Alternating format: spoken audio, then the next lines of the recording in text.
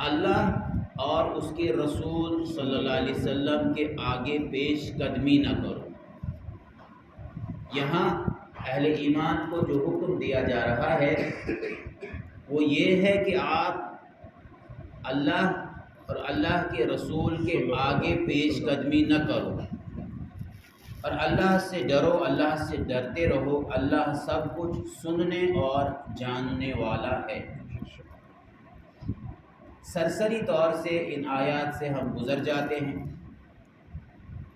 ان کی تلاوت بھی کرتے ہیں، انہیں پڑھتے بھی ہیں، ہو سکتا ہے ترجمہ بھی کبھی پڑھ لیتے ہوں، تفسیر بھی پڑھتے ہوں، اور کبھی ہم سطحی طور پہ یہ اپنے سامنے رکھتے ہیں کہ یہ آیت فلاں وقت میں فلاں واقعے کے تناظر میں نازل ہوئی ہے، اور بس وہیں تک ہم محدود رہ جاتے ہیں۔ لیکن اللہ تعالیٰ کا یہ کلام جو ہے یہ قیامت کی صبح تک کے لیے، یہ میرا اور آپ کا ایمان ہے، قیامت کی صبح تک کے لیے اللہ تعالیٰ نے اسے نازل فرمایا۔ یہ اللہ کا آخری کلام ہے، اور یہ کلام اس نے اپنے آخری پیغمبر جناب محمد رسول اللہ صلی اللہ علیہ وسلم پر نازل فرمایا۔ اس حیثیت سے ہمارا یہ فرض بنتا ہے، کیونکہ ہم ہی سے خطاب کرتا ہے بار بار اللہ تعالیٰ، یا ایھا الذین آمنوا، یا ایھا الذین آمنوا، اے ایمان والو، اے لوگو جو ایمان لائے ہو۔ بات ہم سے کہی جا رہی ہے، اور یہاں جو بات کہی جا رہی ہے غور طلب ہے، اس پر غور کرنا چاہیے ہمیں۔ لا تقدموا بین یدی اللہ ورسولہ، اللہ اور اللہ کے رسول کے آگے پیش قدمی نہ کرو۔ رسول اللہ صلی اللہ علیہ وسلم موجود جس وقت تھے، صحابہ کی مجلسیں ہوتی تھی، آپ صلی اللہ علیہ وسلم صحابہ کے ساتھ چلتے بھی تھے۔ یہ معنی بھی اس کا لیا جا سکتا ہے کہ جب وہ موجود ہیں اور آپ صلی اللہ علیہ وسلم چل رہے ہیں تو آپ کے آگے نہ چلا جائے، آپ کے آگے آپ صلی اللہ علیہ وسلم سے آگے بڑھ کر آپ نہ چلیں۔ یہاں ایک بات ہمارے اذہان کے اندر مستحضر رہنی چاہیے کہ اللہ تعالیٰ نے زندگی گزارنے کا طریقہ، جسے ہم دین اسلام کہتے ہیں، یہ طریقہ اللہ تعالیٰ نے انسانوں کو زندگی گزارنے کے لیے دیا ہے، کہ یہ احکامات جو تمہیں دیے جا رہے ہیں ان کے مطابق تمہیں دنیا کے اندر زندگی جینا ہے، ان احکامات کے مطابق۔ گویا قرآن پاک کے اندر جتنے بھی احکامات اللہ تعالیٰ نے دیے ہیں، چاہے وہ اخلاقیات کے حوالے سے ہوں، چاہے وہ تعلیم کے حوالے سے ہوں، چاہے وہ ہماری خرید و فروخت کے حوالے سے ہوں، چاہے وہ ہمارے نکاح اور طلاق کے حوالے سے ہوں، چاہے وہ ہمارے وہ احکامات ہوں جن میں ہم اپنے جو جائیداد ہوتی ہے اس کی تقسیم کے متعلق ہوں، کوئی بھی بحیثیت باپ ہوں، بحیثیت اولاد ہوں، بحیثیت ایک بیوی کے، بحیثیت ایک شوہر کے، بحیثیت کوئی بھی حیثیت دنیا میں آپ کی ہے، ہر حیثیت کے لیے رسول اللہ صلی اللہ علیہ وسلم کو نمونہ بنایا گیا۔ ہر حیثیت کے لیے رسول اللہ صلی اللہ علیہ وسلم کی ذات، اللہ تعالیٰ کے احکامات اور محمد عربی صلی اللہ علیہ وسلم کی ذات، اللہ تعالیٰ نے احکامات دیے قرآن مقدس کے ذریعے سے، 6666 آیات نازل کی اللہ تعالیٰ نے، لیکن ان آیات کو عملی جامہ جو پہنایا وہ پہنایا رسول اللہ صلی اللہ علیہ وسلم۔ عملی تفسیر، قرآن مقدس کی عملی تفسیر جو ہے وہ محمد عربی صلی اللہ علیہ وسلم کی ذات، اور پھر یہ عملی تفسیر رسول اللہ صلی اللہ علیہ وسلم جب موجود تھے ان پر جو ایمان لائے اس وقت، جنہیں ہم صحابہ کہتے ہیں، تو صحابہ کی ایک جماعت تیار ہوئی، اور صحابہ کی وہ جماعت جب ہجرت کی گئی مکہ سے مدینہ کی طرف، مدینہ کو اسلامک اسٹیٹ بنایا گیا، تو وہاں پہ اللہ تعالیٰ نے جو احکامات دیے ان احکامات کو عملایا گیا، ان کو امپلیمنٹ کیا گیا، امپلیمنٹیشن ہوئی ان احکامات کی، ان اصولوں کی، ان قواعد و ضوابط کی جو اللہ تعالیٰ نے وہاں دیے، اس وقت دیے۔ یہ دین جو کہ آفاقی دین ہے، عالمی دین ہے، اور قیامت تک کے لیے یہ اللہ تعالیٰ نے اس دین کو باقی رکھنا ہے۔ قیامت کی صبح تک کے لیے اللہ تعالیٰ اور اللہ کے رسول صلی اللہ علیہ وسلم کے ذریعے سے جو یہ پیغام بھیجا گیا، یہ تمام انسانیت کے لیے، تمام لوگوں کے لیے ایک بہترین پروگرام ہے، ایک بہترین نظام ہے، ایک ایسا نظام ہے جس نظام کے اندر جب انسان آتا ہے وہ امن محسوس کرتا ہے۔ کیونکہ رسول اللہ صلی اللہ علیہ وسلم کا دور آپ دیکھیں گے، اس دور کے اندر بھی آپ دیکھیں گے کہ کس طرح سے رسول اللہ صلی اللہ علیہ وسلم ایک ایک سٹیپ آگے بڑھتے بڑھتے ایک ایسا نظام قائم کر دیا جس کی مثالیں صرف مسلمان نہیں، غیر مسلم دنیا بھی دیتی، جس نظام کی مثالیں دی جاتی ہیں۔ جب ہمیں کہا جائے گا لا تقدموا بین یدی اللہ و رسولہ، اللہ اور رسول کے آگے پیش قدمی نہ کرو، ہمیں قوانین بنانے کی ضرورت نہیں، ہمیں زمین کیسے تقسیم کرنی ہے، جائیداد کیسے تقسیم کرنی ہے، اللہ تعالیٰ نے پورا اس کا ایک نقشہ دے دیا، تقسیم بتا دی ہے کتنا کس کو ملے گا۔ نکاح کریں گے اس کے لیے آپ کو احکامات ملیں گے اور طریقہ ملے گا، طلاق دینی ہوگی طریقہ آپ کو ملے گا، کیسے آپ کو طلاق دینی ہے قرآن بتائے گا، اور عملی صورت رسول اللہ صلی اللہ علیہ وسلم کے سامنے موجود ہوگی۔ ایک ایسی ذات ہے رسول اللہ صلی اللہ علیہ وسلم کی ذات کہ ان کی پوری زندگی کو محفوظ کر لیا گیا ہے، چاہے وہ رات کی تنہائیوں کی زندگی ہو یا دن کے اجالے کی زندگی، جلوت اور خلوت دونوں صورتوں میں رسول اللہ صلی اللہ علیہ وسلم کی ذات کو نمونہ بنایا گیا۔ کوئی بھی گنجائش اہل ایمان کے لیے نہیں رہتی ہے کہ وہ چاہیں تو نماز پڑھیں اور چاہیں نہ پڑھیں، یہ گنجائش نہیں ہے۔ نماز کا حکم ہے تو یہ پڑھنی ہے اور لازماً پڑھنی ہے، روزے کا حکم ہے یہ روزہ رکھنا ہے اور لازماً رکھنا ہے، قرآن کی تلاوت کا حکم ہے، اس کی تلاوت کرنی ہے، اس کو سمجھنا ہے۔ قرآن کہتا ہے کہ قرآن کی آیات پہ غور و فکر کرو، تو یہ غور و فکر کرنا ہے قرآن مقدس کی آیات پہ، کہ اللہ تعالیٰ کے احکامات ہیں، ان سے انسان جو ہے دور نہیں رہ سکتا۔ ہم جو زندگی گزار رہے ہیں، ذرا اگر ہم غور کریں، اپنے آپ سے سوال کریں، پوچھیں اپنے آپ سے، ہم کتنا اللہ تعالیٰ کے احکامات کی پیروی کر رہے ہیں، ہم کتنی پیروی کر رہے ہیں اس نمونے کی جس کے لیے کہا گیا تھا لَقَدْ كَانَ لَكُمْ فِي رَسُولِ اللَّهِ أُسْوَةٌ حَسَنَةٌ، رسول کی زندگی میں تمہارے لیے بہترین نمونہ ہے، اس نمونے کی کتنی پیروی ہو رہی۔ یہ بات بہرحال اس آیت کے حوالے سے ہمارے سامنے رہے کہ ہم اللہ کے آگے نہیں جا سکتے، ان احکامات کو توڑ کر جو اللہ تعالیٰ نے دیے ہیں، ان احکامات سے انحراف کر کے دوسری کچھ چیزوں کو لے لے، اور دوسرے کچھ رسم و رواج کو لے لے، اور دوسری چیزوں کو لے لے اور ان پر عمل پیرا ہو جائے، اس کی کوئی گنجائش اسلام میں یہ آیت نہیں رکھتی ہے۔ رسول اللہ صلی اللہ علیہ وسلم کی مکمل پیروی، رسول اللہ صلی اللہ علیہ وسلم کی مکمل پیروی، تمام احکامات کی پیروی، یہ لازمی ہے، یہ ضروری ہے اہل ایمان کے لیے۔ تو یہ آیت بتا رہی ہے کہ آپ آگے نہیں بڑھ سکتے، جو کچھ موجود ہے، جو اللہ تعالیٰ نے فیصلے کر دیے ہیں، جو رسول اللہ صلی اللہ علیہ وسلم کے فیصلے موجود ہیں، ان سے آپ انحراف نہیں کر سکتے، آپ اپنی مرضی سے کوئی فیصلہ نہیں کر سکتے۔ رسول اللہ صلی اللہ علیہ وسلم کی مہر اور قرآن کی مہر جب تک اس پر نہ ہو، تو یہ پہلی آیت یہ تقاضا کرتی ہے کہ ہم مکمل طور پہ اللہ اور اللہ کے رسول کی اطاعت کرنے والے بن جائیں۔ واتقوا اللہ، اللہ سے ڈرتے رہو، ان اللہ سمیع علیم، بے شک اللہ تعالیٰ جو ہے وہ سننے والا بھی ہے اور جاننے والا بھی، اللہ کی ذات۔ دوبارہ پھر دوسری آیت میں پھر اللہ تعالیٰ خطاب فرماتے یا ایھا الذین آمنوا، یعنی بات اور زیادہ اہم ہے، دوبارہ متوجہ کیا جا رہا ہے، دوبارہ کہا جا رہا ہے متوجہ ہو جاؤ اے اہل ایمان، توجہ کرو اس بات کی طرف۔ اور بات کیا ہے؟ لا ترفعوا اصواتکم فوق صوت النبی، لا ترفعوا اصواتکم فوق صوت النبی،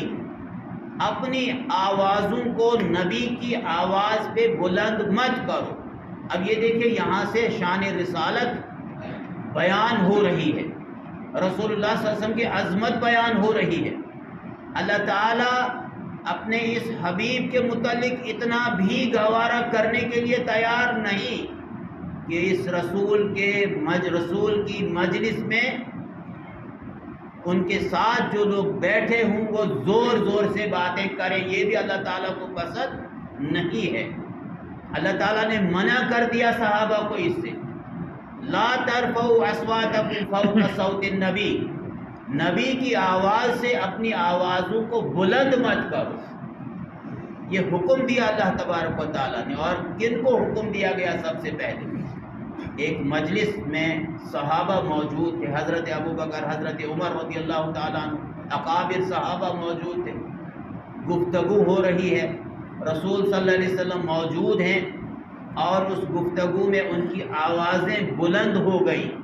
وہ زور زور سے باتیں کرنے لگے۔ اور اکثر مجالس میں ایسا ہوتا ہے، جب آرا پیش کی جاتی ہیں اور کبھی آپس میں تضاد ہو جاتا ہے، آرا کے اندر مختلف رائے آتی ہیں اور ایک کو مانا جائے نہ مانا جائے، تو اس طرح سے آوازیں، آج بھی جب آپ مجلسیں، جب کوئی میٹنگ ہوتی ہے وہاں بھی آوازیں بلند ہوتی ہیں، وہی وہاں بھی ہوا، آوازیں بلند ہوئی، اللہ تعالیٰ کو پسند نہیں آیا یہ نبی کی موجودگی میں یہ اتنی زور زور سے باتیں کریں۔ رسول صلی اللہ علیہ وسلم وہ نبی ہیں، وہ عام انسانوں کی طرح نہیں،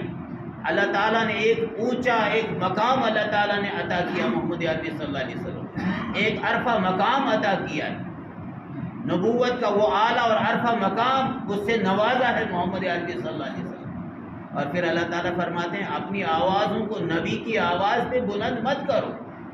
وَلَا تَجْهَرُوا لَهُ بِالْقَوْلِ كَجَهْرِ بَعْضِكُمْ لِبَعْضٍ، اور نبی کے ساتھ تم ویسے بات مت کرو جیسے تم آپس میں ایک دوسرے سے بات کرتے ہو، یعنی صحابہ جو ایک دوسرے سے بات کرتے ہیں، اللہ کے رسول صلی اللہ علیہ وسلم کے لیے کہا گیا کہ ایسے آپ نبی کے ساتھ بات نہیں کریں، یا ہم ایسے کہیں کہ اے ابو بکر رضی اللہ تعالیٰ جیسے تم عمر کے ساتھ بات کرتے ہو، یا اے عمر جیسے تم ابو بکر کے ساتھ بات کرتے ہو ویسے تم نبی کے ساتھ بات نہیں کرو گے، وہ طریقہ وہاں، وہ اسلوب وہاں آپ کا نہیں ہوگا۔ وہاں دو چیزیں یہاں بتائی گئی، ایک یہ کہ نبی کی آواز پہ اپنی آوازوں کو بلند مت کرو، اور دوسرا یہ کہ نبی کے ساتھ ویسے بات مت کرو جیسے تم آپس میں ایک دوسرے کے ساتھ بات کرتے ہو۔ اگر ایسی غلطی تم سے ہو گئی تو ان تحبط اعمالکم وانتم لا تشعرون، یہ بہت بڑا گناہ قرار دے دیا گیا، اور یہ کہہ دیا گیا اس وقت ان سے کہ ان تحبط اعمالکم وانتم لا تشعرون، تمہارے تمام اعمال جو ہے، اعمال حسنہ جتنے بھی اعمال تمہارے ہیں وہ غارت کر دیے جائیں گے، وہ ضائع کر دیے جائیں گے، اور تمہیں اس کا شعور بھی نہیں ہوگا۔ اب دیکھیے کتنا حساس مسئلہ ہے۔ رسول اللہ صلی اللہ علیہ وسلم، آپ اکثر دیکھتے ہوں کہ جو لوگ حج کے لیے جاتے ہیں،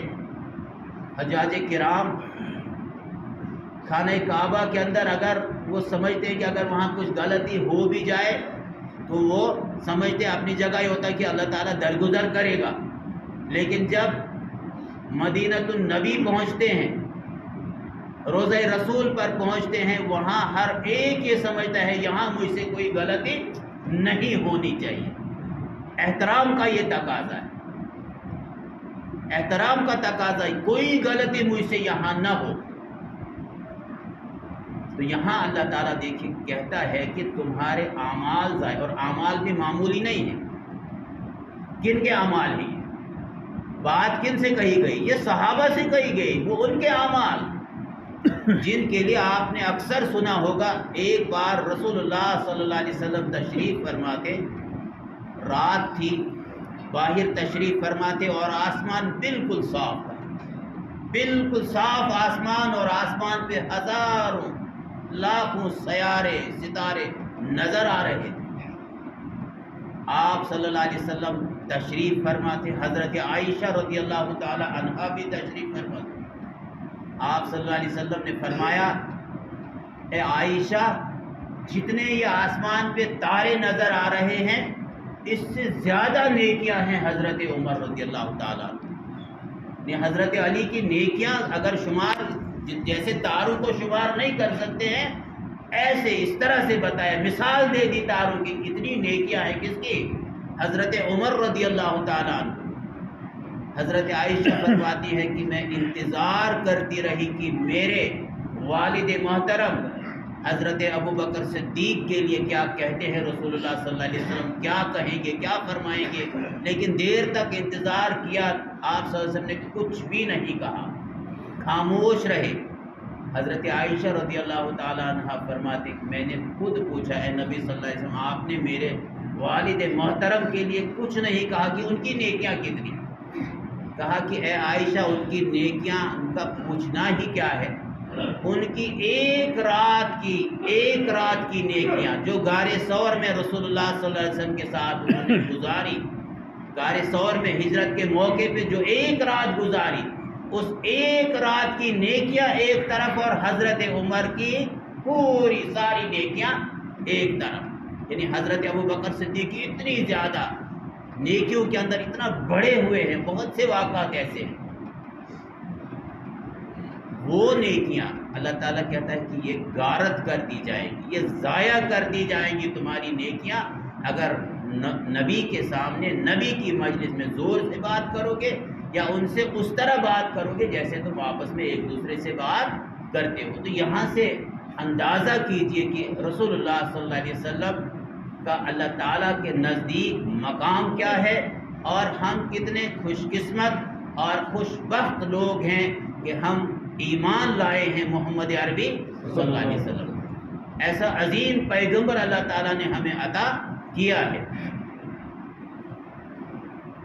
پھر اللہ تعالیٰ فرماتے ان الذین یغضون اصواتهم عند رسول اللہ اولئک الذین امتحن اللہ قلوبهم للتقوی لهم مغفرۃ واجر عظیم۔ جو لوگ رسول اللہ صلی اللہ علیہ وسلم خدا کے حضور رسول خدا صلی اللہ علیہ وسلم کے حضور بات کرتے ہوئے اپنی آوازوں کو پست رکھتے ہیں، وہ در حقیقت وہی لوگ ہیں جن کے دلوں کو اللہ تعالیٰ نے تقوی کے لیے جانچ لیا ہے۔ گویا یہ ایسے دل ہیں جو نبی صلی اللہ علیہ وسلم کی مجلس میں ہیں، اور جب بات کرتے ہیں رسول صلی اللہ علیہ وسلم کے ساتھ تو اپنی آوازوں کو وہ کیا کرتے ہیں؟ بالکل پست رکھتے ہیں، بالکل سرگوشی کے انداز میں وہ بات کرتے ہیں، دھیمی آواز میں بات کرتے ہیں۔ تو یہی وہ دل ہیں جن کو اللہ تعالیٰ نے، گویا ان دلوں کے اندر تقویٰ ہے۔ تقویٰ کے لیے ایسے ہی دلوں کی ضرورت ہے جن میں حد درجہ کا احترام ہو رسول اللہ صلی اللہ علیہ وسلم کی ذات کے ساتھ۔ لہم مغفرۃ و اجر عظیم، اور ایسے ہی لوگوں کے لیے مغفرت بھی ہے اور انہی کے لیے اجر عظیم، بہت بڑا اجر اللہ تعالیٰ انہیں عطا فرمائے گا۔ پھر دو آیتیں ہیں جن کا ترجمہ میں آپ کے سامنے رکھوں گا۔ ان الذین ینادونک من وراء الحجرات اکثرهم لا یعقلون۔ اب رسول اللہ صلی اللہ علیہ وسلم کی خدمت میں کچھ لوگ تشریف لائے ہیں، گاؤں سے آئے ہیں، اور چونکہ نیا انہوں نے ایمان تو لایا ہے اور ابھی باہر سے وہ تشریف لائے ہیں، انہیں ابھی ان کی تربیت نہیں ہوئی ہے، اور انہیں یہ بھی معلوم نہیں ہے کہ کب کس موقع پہ رسول کے ساتھ ہم ملیں، ملاقات کا طریقہ کیا ہوگا، کیسے ملاقات کی جائے گی، کب کی جائے گی، کس طرح سے کی جائے گی، یہ چیزیں انہیں معلوم نہیں ہیں۔ اور جب وہ آئے ہیں رسول اللہ صلی اللہ علیہ وسلم کے حجرات کے باہر کھڑے ہو کر زور زور سے وہ آوازیں لگا رہے تھے، بلا رہے تھے، یا محمد اخرج الینا، اے محمد صلی اللہ علیہ وسلم آپ نکلیے، ہم نے آپ سے ملاقات کرنی ہے، آپ باہر آ جائیے۔ زور زور سے چلا چلا کر پکار رہے ہیں وہ۔ اللہ تعالیٰ منظر کشی کر رہے ہیں، ان الذین ینادونک، بے شک جو لوگ آپ کو پکارتے ہیں، من وراء الحجرات، حجروں کے باہر سے، اکثرهم لا یعقلون۔ اب اسلوب دیکھیے کتنا خوبصورت اسلوب ہے، اکثرهم لا یعقلون، یہ غلطی تو کر رہے ہیں لیکن ان کی اکثریت جو ہے یہ بے عقل لوگ ہیں، یہ یعنی ان کی عقل ہی نہیں ہے، ان کو یہ معلوم نہیں ہے کب کیا کرنا، کیسے کرنا ہے، رسول کا مقام کیا ہے، یہ ابھی یہ جانتے نہیں ہیں۔ زور زور سے پکار رہے ہیں، اذیت رسول اللہ صلی اللہ علیہ وسلم کو پہنچتی، آپ آرام فرما رہے ہیں اور باہر سے آوازیں آ رہی ہیں، اور پھر وَلَوْ أَنَّهُمْ صَبَرُوا، تھوڑا آپ خیال رکھیں گے، وَلَوْ أَنَّهُمْ صَبَرُوا حَتَّى تَخْرُجَ إِلَيْهِمْ لَكَانَ خَيْرًا لَهُمْ وَاللَّهُ غَفُورٌ رَحِيمٌ۔ وَلَوْ أَنَّهُمْ صَبَرُوا، اور اگر وہ صبر کرتے، یعنی یہ جو پکار رہے تھے باہر سے، آوازیں لگا رہے تھے، بلا رہے تھے رسول اللہ صلی اللہ علیہ وسلم کو، اللہ تعالیٰ فرماتے ہیں اگر یہ صبر ہی کرتے، اگر یہ انتظار کرتے، حتی تخرج الیہم، اور تب تک یہ انتظار کرتے جب رسول اللہ صلی اللہ علیہ وسلم خود باہر تشریف لاتے، یعنی رسول اللہ صلی اللہ علیہ وسلم کا جو وقت ہوتا باہر آنے کا تب تک انہیں بیٹھنا تھا، انتظار کرنا چاہیے تھا۔ اگر وہ انتظار کرتے، صبر کرتے، تو یہاں تک کہ رسول اللہ صلی اللہ علیہ وسلم تخرج الیہم ان کی طرف آ جاتے، لکان خیر لہم، یہی ان کے لیے بہتر تھا۔ واللہ غفور الرحیم، بہت خوبصورت نکتہ ہے یہ، واللہ غفور الرحیم، ان سے غلطی ہو گئی لیکن اللہ جو ہے وہ معاف کرنے والا ہے۔ اللہ کیا ہے؟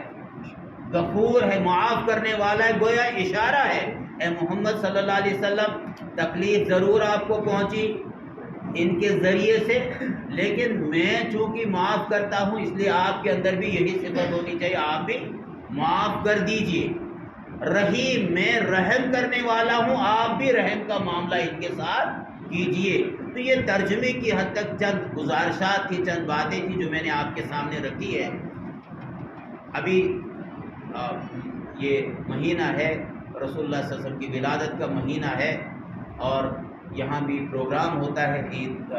میلاد النبی کا پروگرام، باہر سے کوئی علماء جو ہے تشریف لاتے ہیں۔ اصل میں ہم سب مسلمان ہیں، قرآن رسول اللہ صلی اللہ علیہ وسلم کی بہترین، رسول اللہ صلی اللہ علیہ وسلم کی پوری زندگی کو، ان کے مرتبے کو قرآن واضح کرتا ہے، بیان کرتا ہے۔ قرآن پاک کی جو آیات ہیں یہ ہمارے سامنے رہنی چاہیے۔ رسول اللہ صلی اللہ علیہ وسلم پر بہت سی کتابیں، ہزاروں کتابیں لکھی گئی ہیں، وہ ہمارے سامنے ہونی چاہیے۔ اور اصل بات جو ہے وہ یہ کہ اگر ہم نے رسول اللہ صلی اللہ علیہ وسلم سے قطعی تعلق کر لیا ہے، یعنی عملی زندگی میں ہم نبی کو پوچھتے ہی نہیں، عملی زندگی میں قرآن سے کوئی ہمارا تعلق نہیں ہے، تو بہرحال ہم دیکھ رہے ہیں جو کچھ بھی ہو رہا ہے۔ جیسے علامہ اقبال نے فرمایا تھا، وہ زمانے میں معزز تھے مسلمان ہو کر،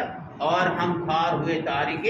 قرآن ہو کر۔ اگر قرآن سے دوری اختیار کر لی تو امت جو ہے در بدر ہو جائے گی۔ رسول اللہ صلی اللہ علیہ وسلم سے ہم دور چلے جائیں تو یاد رکھیے کہیں ہمیں ٹھکانہ نہیں ملے گا، لیکن اگر ہم رسول کی طرف واپس آتے ہیں، اگر ہم قرآن کی طرف واپس آتے ہیں، یاد رکھیے دنیا جو ہے وہ مجبور ہو جائے گی آپ کے سامنے سر نگوں ہونے کے لیے۔ لیکن ہماری یہ کوتاہی ہے، ہماری یہ غلطی ہے، ہم سے یہ غلطی ہوئی ہے کہ ہم نے وہ پیغام جو محمد عربی صلی اللہ علیہ وسلم، نہ ہم نے اس کو خود امپلیمنٹ کیا، نہ اپنی ذات پر امپلیمنٹ کیا، اور نہ اسے لوگوں تک پہنچانے کی کوئی عملی جدوجہد کی۔ اس لیے آج ہم دیکھ رہے ہیں کہ کس طرح سے کیا کیا ہو رہا ہے، کیا کیا کون کون سے واقعات ہو رہے ہیں، وہ سب آپ کے سامنے ہیں، سب آپ دیکھ رہے ہیں۔ لیکن بنیادی وجہ میں یہ کہوں گا، بار بار یہ کہوں گا، اور ہمیں خود اس پر غور کرنا چاہیے کہ ہم رسول اللہ صلی اللہ علیہ وسلم کی زندگی ہمارے لیے نمونہ ہے، ہماری 24 گھنٹے کی زندگی کے لیے، صبح شام کے لیے، ہماری اور جو خواتین ہیں ان کے لیے، ہماری بیٹیاں جو ہیں ان کے لیے بھی، ہمارے نوجوان جو ہیں ان کے لیے، ہمارے بزرگ ہیں ان کے لیے ایک ہی نمونہ ہے محمد عربی صلی اللہ علیہ وسلم کی ذات۔ اور پھر اگر ہم اس سے اجتناب کرتے ہیں، بھاگتے ہیں، تو پھر کوئی ٹھکانہ ہمارے لیے دنیا میں نہیں ہو سکتا ہے۔ لیکن اگر واپس آ گئے، شرط ہی یہ رہے گی کہ واپس آ جاؤ، back to Quran, back to Muhammad عربی صلی اللہ علیہ وسلم۔ جو ہی واپس آئیں گے، یاد رکھیے اللہ تبارک و تعالیٰ اور ایک ہاتھ آگے بڑھ کر ہمیں لے لے گا، اور دنیا کا وہ عزت، وہ وقار جو ہم سے چھن چکا ہے، وہ پھر واپس آ سکتا ہے۔ اللہ تعالیٰ سے دعا ہے کہ اللہ تعالیٰ ہمیں سمجھنے کی بھی توفیق عطا فرمائے، اللہ تعالیٰ عمل کی